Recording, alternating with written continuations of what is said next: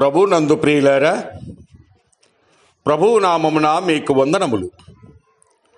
ఈరోజు దేవుని యొక్క వాక్య ధ్యానము కొరింథీయులకు రాసిన మొదటి పత్రిక 1వ అధ్యాయము 12వ వచనము.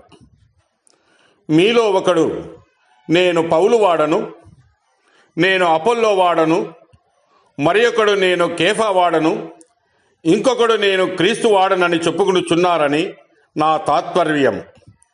దేవుడు ఈ మాటలు దీవించి ఆశీర్వదించునుగాక.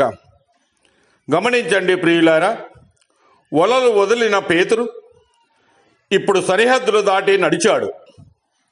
సువార్త భారము గుండెల్లో మోసుకుంటూ పట్టణాల నుంచి సముద్ర తీరాల వరకు ప్రభువైన యేసు క్రీస్తును గూర్చి ప్రకటించాడు. ఇది కేవలము ప్రయాణము కాదు, సాక్ష్యముతో సాగిన పిలుపు. కొరింథీ సంఘము విషయమై అతని పేరు వినిపిస్తూ ఉంది.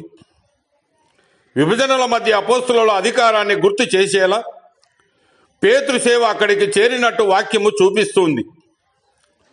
సువార్త ఒక చోట ఆగలేదు, సభల గుండా ప్రయాణించింది. పరిచర్యలో ఒంటరిగా కాదు, తన భార్యను కూడా వెంట తీసుకుని పేతురు ప్రయాణించాడు. ఇది సేవకు అడ్డంకి కాదు, సాక్ష్యానికి బలం. కుటుంబ జీవితము దేవుని పిలుపుకు విరుద్ధము కాదని అతని జీవితము చూపిస్తూ ఉన్నది. ఉత్తర ఆసియా మైనర్ ప్రాంతాలు పొంతు, గలతీయ, కప్పదోకియా, ఆసియా, బితూనియా పేతురు లేఖలలో పలికినటువంటి పేర్లు. అక్కడి విశ్వాసులకు ఆశను, స్థిరత్వాన్ని వాక్యము ద్వారా పంచాడు. శ్రమల్లో నిలబడమని ప్రోత్సహించాడు. చివరికి బాబిలోన్ నుండి వచ్చిన శుభాకాంక్ష, ఇది రోముకు ప్రతీకగా అనేకులు అర్థము చేసుకున్నారు. అత్యాచారాల నీడలోనూ సువార్త వెలుగు మసకబారలేదు.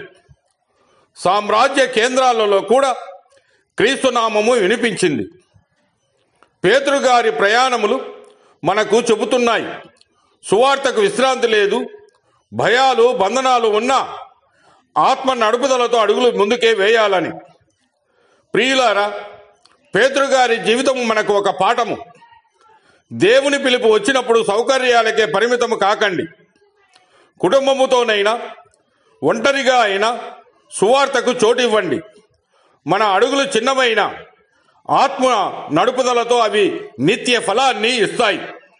దేవుడు మిమ్మల్ని దీవించి ఆశీర్వదించునుగాక.